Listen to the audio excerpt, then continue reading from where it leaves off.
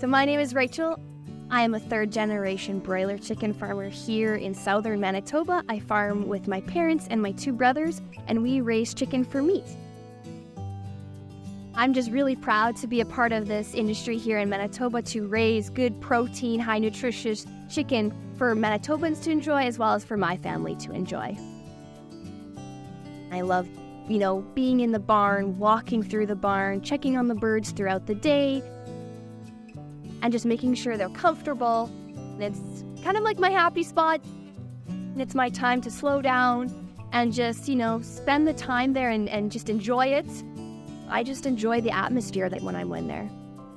I work in the chicken industry. I come home to the chicken industry.